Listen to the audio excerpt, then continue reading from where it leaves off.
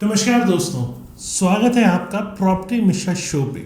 मैं हूं आपका होस्ट प्रदीप मिश्रा और आज हम बात करेंगे उस डरावने सच की जिसे हर घर खरीदने वाला डरता है।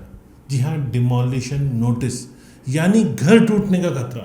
कहीं आपके सपनों का घर कहीं कागजों की भूल या डेवलपर की चालबाजी की वजह से आसमान से गिरे और खजूर पे अटके वाली हालत में ना आ जाए। इमेजिन कीजिए 10 साल शांति से अपने घर में रहने के बाद अचानक एक दिन कोर्ट का नोटिस आता है, आपका घर इलीगल है, अब टूटेगा। ऐसे ही हुआ मुंबई में सागर मेहता के साथ और ऐसा हो सकता है किसी के साथ भी। आज हम आपको बताएंगे कि वो कौन से 7 स्मार्ट टिप्स हैं जो आपको बचा सकते हैं डिमोलिशन के डर से और आपके सपनों के घर को बनाएंगे 100% सिक्योर। वीडियो में कहीं मत जाइएगा, लास्ट तक वीडियो देखिएगा और कुछ ऐड हो सके तो अपने इनपुट्स भी ऐड कीजिएगा, क्योंकि कई बार कुछ चीज़ें रह जाती हैं। तो वीडियो अगर पसंद आए तो लाइक कमेंट शेयर ज़रूर कीजिएगा और ऐसे इन्फॉर्मेटिव वीडियोस आपको फ्यूचर में मिलते रहें, इसके लिए आपको चैनल को सब्सक्राइब करना है। तो चलिए शुरू करते हैं। नमस्कार, मैं हूं प्रदीप मिश्रा। प्रॉपर्टी मिश्रा शो में आपका स्वागत है। यहाँ हम आपको प्रॉपर्टी और प्रॉपर्टी मार्केट की हकीकत बताते हैं। नो बकवास, डायरेक्ट काम की बात। चलिए शुरू करते हैं। इस समय रियल एस्टेट सेक्टर में आपने बहुत जगहों पे देखा होगा कि डिमोलिशन ड्राइव बहुत तेजी से चल रहा है और ये डिमोलिशन ड्राइव की वजह जब तक आप समझेंगे नहीं तब तक आप समझ नहीं पाएंगे कि आखिर ये हो क्या रहा है। जब आप प्रॉपर्टी खरीदने गए, आपने बहुत अच्छे से छानबीन नहीं करी और प्रॉपर्टी आपने बाय कर ली। बाद में पता लगा कहीं वो गवर्नमेंट की लैंड भी थी, कहीं पैसे देकर किसी तरह से रिश्वत देकर उस प्रॉपर्टी की सेल डीड करा ली गई। म्यूटेशन गवर्नमेंट के रिकॉर्ड में हुआ नहीं और आप रजिस्ट्री देख के ये संतुष्ट हो गए कि आपकी प्रॉपर्टी आपके नाम हो गई। या फिर कहीं एनक्रोचमेंट की हुई लैंड या कहीं अनऑथराइज्ड कॉलोनी की लैंड, ये ऐसी तमाम चीज़ें हैं जो आपकी प्रॉपर्टी को अनऑथराइज बनाती है। कई बार इसके अंदर लीगल डिस्प्यूट्स भी होते हैं, कई बार डेवलपर का ट्रैक खराब होता है, कई बार डेवलपर जो एफआईआर परमिसेबल है उससे एक्स्ट्रा बिल्डिंग बना देता है। जैसे कि आपने बहुत जगहों पे देखा है कि फ्लोर्स जो होती हैं जहाँ पर 3 मंजिल या 4 मंजिल के अप्रूवल है, वहाँ पर डेवलपर एडिशनल स्पेस बना देते हैं। जब आप लेने जाते हैं, मान लो जैसे पहले हरियाणा गुड़गांव में 2.5 मंजिल सैंक्शन होती थी, तो वहाँ बहुत सारे ऐसे लोकल डेवलपर्स ने उसे 3 फ्लोर पूरा बना दिया।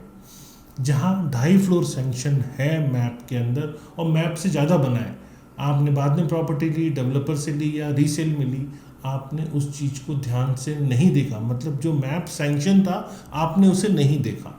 जब आपको पता चला, जो आपको कब पता चला, जब आपके पास नोटिस आ गया कि आपकी बिल्डिंग इलीगल बनी हुई है। तो वहाँ आपका बिल्डिंग प्लान जो अप्रूव है उससे मैच करना भी ज़रूरी है। तो ऐसे कई बार बहुत सारे डेवलपर इस तरह की चीज़ें भी करते हैं।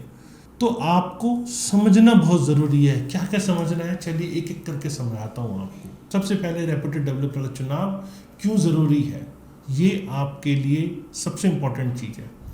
सबसे बड़ी गलती लोग यही करते हैं, गलत डेवलपर का चुनना।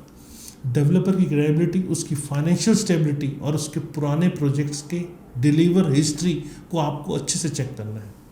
क्या डेवलपर ने टाइम पे पोजीशन पहले दिया है, क्या उसके प्रोजेक्ट में कोई लीगल इशू तो नहीं है, उसका मैप सैंक्शन जो है वो उस हिसाब से बिल्डिंग बनी है या नहीं बनी, पुराने बायर्स की फीडबैक क्या है। क्योंकि कई बार ऐसा भी होता है कि सीपेज जैसे इश्यूज भी पोजीशन के बाद आते हैं। जब तक आप पुराने प्रोजेक्ट पे जाके उसका रिव्यू नहीं करेंगे तब तक आपको ये चीज़ें समझ नहीं आएगी। तो यहाँ मेरा टिप ये है, गूगल रिव्यूज़, रेरा कंप्लेंट्स और सोशल मीडिया पर फीडबैक ज़रूर लें, क्योंकि जहाँ धुआं है वहाँ आग भी हो सकती है। अगर कंप्लेंट्स ज़्यादा है तो समझ जाइए कुछ गड़बड़ है। उसके बाद रेरा रजिस्ट्रेशन, यहाँ लीगल चेक का पहला कदम।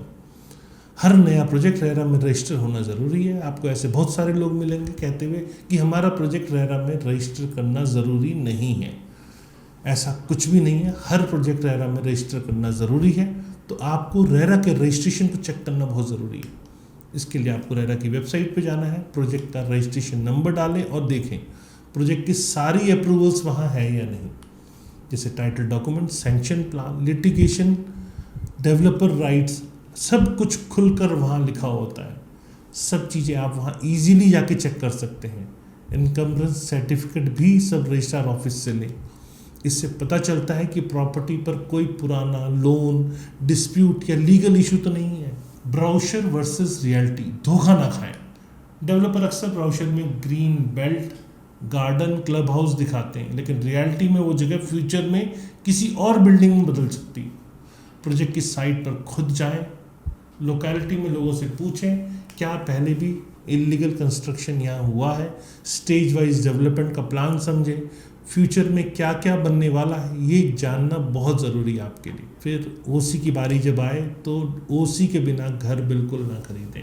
अगर प्रॉपर्टी रेडी टू मूव है और उसका ओसी नहीं आया है तो ऐसी प्रॉपर्टी आपको नहीं खरीदनी है, क्योंकि ओसी सर्टिफिकेट एक ऐसा डॉक्यूमेंट है जो म्यूनसिपल अथॉरिटी या लोकल अर्बन बॉडी जो है वहाँ की वो देती है।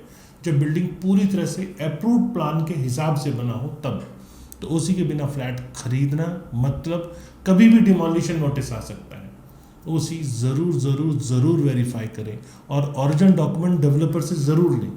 लैंड टाइटल और ऑनरशिप, ज़मीन किसकी है ये जानना बहुत ज़रूरी है। मेट्रो सिटीज़ में कई प्रॉपर्टीज़ लीज होल्ड लैंड पर होती है। गवर्नमेंट या प्राइवेट एंटिटी ज़मीन देती है 30 से 99 साल की लीज पर। लीज ख़त्म होने पर ज़मीन वापस ऑनर के पास चली जाती है अनलेस उसका कोई रिन्यूअल ना हो। तो अगर प्रॉपर्टी लीज पर है तो किस लीज की कंडीशन पे डेवलपर के पास है, और उससे जब आप प्रॉपर्टी खरीद रहे हैं तो आपके पास वही राइट आएंगे, उतने ही साल के राइट आएंगे।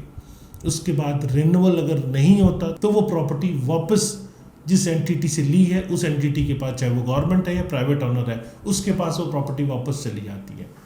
तो लीज डीड जो फर्स्ट पार्टी जिससे आप खरीद रहे हैं उसका ज़रूर पढ़ लें। जॉइंट ऑनरशिप वाली प्रॉपर्टीज़ में भी फ्यूचर में डिस्प्यूट आ सकता है। इनहेरिटेंस, बिजनेस पार्टनरशिप या जॉइंट परचेज में ऑनरशिप क्लैरिटी होनी चाहिए। अगर ऑनरशिप क्लैरिटी नहीं है मतलब जिस प्रॉपर्टी को आप खरीद रहे हैं उसमें बाकी शेयर होल्डर्स की सहमति नहीं है तो आपको फ्यूचर में दिक्कत आ सकती है। इसके लिए आप हमेशा लीगल एक्सपर्ट से एग्रीमेंट ड्राफ्ट करवाएं ताकि बाद में किसी भी टाइप का कोई झगड़ा ना हो। टाइटल इन्वेस्टिगेशन, होम लोन से पहले की सबसे बड़ी जांच। बैंक से लोन अगर आपको लेना है, बैंक सबसे पहले प्रॉपर्टी का लीगल क्लियरेंस, टाइटल इन्वेस्टिगेशन और एनओसी चेक करता है। प्रॉपर्टी के सारे ओरिजिनल डॉक्यूमेंट, ऑनरशिप हिस्ट्री, इनकम्बरेंसेस सब कुछ वेरीफाई होता है। अगर टाइटल इन्वेस्टिगेशन में कोई गड़बड़ निकली तो लोन आपका रिजेक्ट हो सकता है और आपका एग्रीमेंट टू सेल के टाइम दिया हुआ पैसा जो है वो भी फंस सकता है। तो यहाँ मेरी टिप ये है कि लीगल एक्सपर्ट से टाइटल इन्वेस्टिगेशन आप ज़रूर से ज़रूर करवाएं। अगर लोन लेना है तो, और नहीं लेना है तो भी। प्रॉपर्टी लॉज इंडिया में कॉम्प्लेक्स हैं, स्टेट और सेंट्रल दोनों रूल्स लागू होते हैं, तो यहाँ आपको अच्छे से समझने की ज़रूरत है। हिडन कॉस्ट की बात करें तो ये भी आप ज़रूर चेक कर लें। बजट में रखिए प्रॉपर्टी को। प्रॉपर्टी लेते टाइम हमेशा ये ध्यान रखें कि आपकी प्रॉपर्टी बजट में रहे। सिर्फ प्राइस ही नहीं, सारे खर्चों को भी यहाँ जोड़ना ज़रूरी है, क्योंकि स्टैम्प ड्यूटी जो कि स्टेट का टैक्स होता है वो भी यहाँ लगता है। रजिस्ट्रेशन चार्जेस, जैसे सब रजिस्ट्रार ऑफिस में रजिस्ट्रेशन चार्ज लगते हैं। Society, condominium, transfer fees, brokerage 1-2% के आसपास ब्रोकरेज लग जाती है, पार्किंग चार्जेस, ये सब जानना आपको बहुत ज़रूरी है। इन हिडन चार्जेस को इग्नोर किया तो बजट आपका बिगड़ सकता है। कुछ रियल लाइफ केस आपको बताता हूँ। एक स्टोरी मैंने पढ़ी मनी कंट्रोल के अंदर, तो वहाँ कुछ ऐसे एस्पेक्ट सामने आए जो रियल लाइफ एक्सपीरियंस थे। उसमें मेंशन था नालासोपारा मुंबई के अंदर 2024 में 40 इलीगल बिल्डिंग गिरा दी गई। कल्याण डोंबिवली में 4 स्टोरी बिल्डिंग डिमोलिश हुई कोर्ट के ऑर्डर के बाद। थाने के अंदर अंडरवर्ल्ड से जुड़ी प्रॉपर्टीज़ को डिमोलिश किया गया। 400 फैमिलीज़ की यहाँ छत चली गई। दिल्ली आपके सामने है, बहुत सारे डिमोलिशन ड्राइव चल रहे हैं। गुड़गांव में भी बहुत सारे डिमोलिशन ड्राइव चल रहे हैं। ये तब होता है जब आपकी प्रॉपर्टी में कहीं ना कहीं इलीगल एंगल हो। तो हमेशा प्रॉपर्टी के टाइटल को, प्रॉपर्टी के पोजीशन को अथॉरिटीज़ में जाके रीवेरीफाई ज़रूर कर लें। अक्सर लोग गलती करते हैं कि वहाँ पर अगर 10 घर पहले से बने हैं तो उन्होंने तो कुछ देखा ही होगा, उन्होंने तो कुछ समझा ही होगा, तो 11वां घर हम भी बना लेते हैं। जब आप 11 बनाएंगे तो अगला आएगा, वो कहेगा कि 11 लोगों ने पहले बना रखा है तो इसका मतलब सब कुछ ठीक है, तो मैं भी बना लेता हूँ। ये क्राइटेरिया नहीं होना चाहिए। सागर मेहता का क्या केस था आपको और डिटेल में बताता हूँ। 10 साल पीसफुली रहने के बाद हाई कोर्ट का डिमोलिशन नोटिस आता है। अब न घर न पीस ऑफ माइंड, ऊपर से रेंट देने की टेंशन। प्रॉपर्टी मिश्रा शो की सलाह आपसे ये है, लीगल एक्सपर्ट से ड्यू डिलिजेंस करवा लीजिए। प्रॉपर्टी डॉक्यूमेंट अप्रूवल लिटिगेशन को ज़रूर से ज़रूर चेक करें। डेवलपर से डिमांड करें अप्रूव्ड प्लान, ओसी, रेरा सर्टिफिकेट, एनओसीज ज़रूर से ज़रूर डिमांड करें। लोकल अथॉरिटी से पूछें एरिया में इलीगल कंस्ट्रक्शन का हिस्ट्री क्या है। कई बार मकान बना होता है लेकिन पहले 4 बार डिमोलिश भी हो चुका होता है, तो उसका इलीगल कंस्ट्रक्शन का हिस्ट्री क्या है ज़रूर से ज़रूर चेक कर लें। अंडर कंस्ट्रक्शन प्रोजेक्ट में अगर इन्वेस्ट कर रहे हैं तो करने से पहले स्टेज वाइज अप्रूवल और फ्यूचर डेवलपमेंट प्लान को आप ज़रूर समझ लें।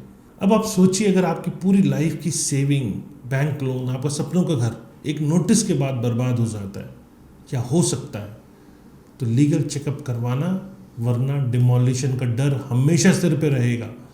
अगर आपको जानकारी यूज़फुल लगी तो लाइक, शेयर और सब्सक्राइब ज़रूर करें और अपने सवाल कमेंट में पूछें।